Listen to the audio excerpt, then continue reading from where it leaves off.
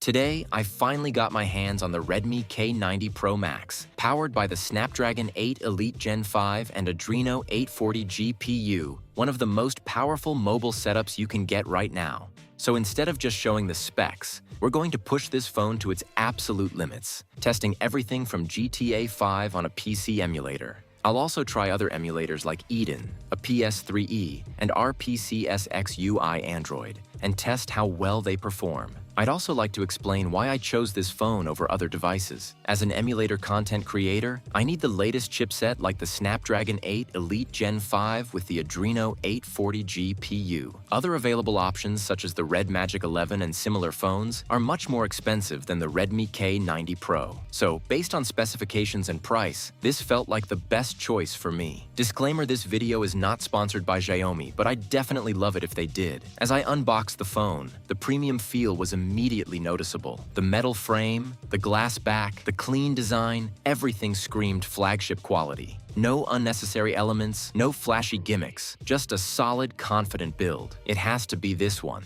But specs on paper don't mean much unless they perform in real life. So instead of running basic benchmarks, I decided to do something far more demanding, running GTA 5 on Android, using a PC emulator gamehub. Then came the moment of truth. The GTA 5 loading screen appeared and the game actually launched. At that point, I knew this phone was special. Indoors, the frame rate stayed comfortably above 60 frames per second. And even in the open world where most phones struggle, performance stayed around 50 to 60 frames per second, which is extremely impressive for a PC game running on a phone. More importantly, the gameplay felt stable. No random stutters, no sudden crashes, just smooth, controlled performance. Since I'm using the compressed version of GTA 5 because of my limited storage. Next, I tried the Grand Theft Auto 4 Steam version. This is not a normal mobile game that pushes CPU efficiency, GPU power, memory speed, and thermal management all at once. And if any chipset could survive this test, it had to be the Elite 8 Gen 5. Then I tested another demanding game, which is Skyrim.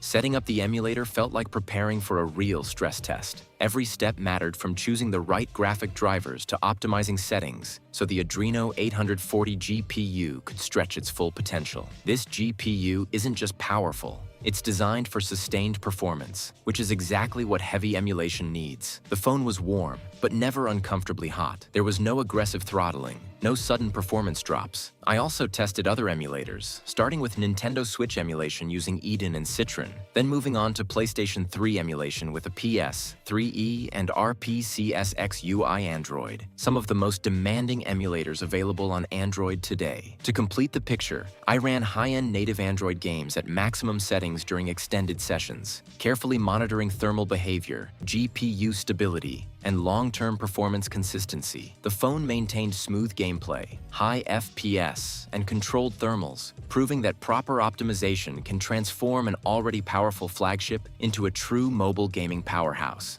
Overall, the phone feels almost too good to be true.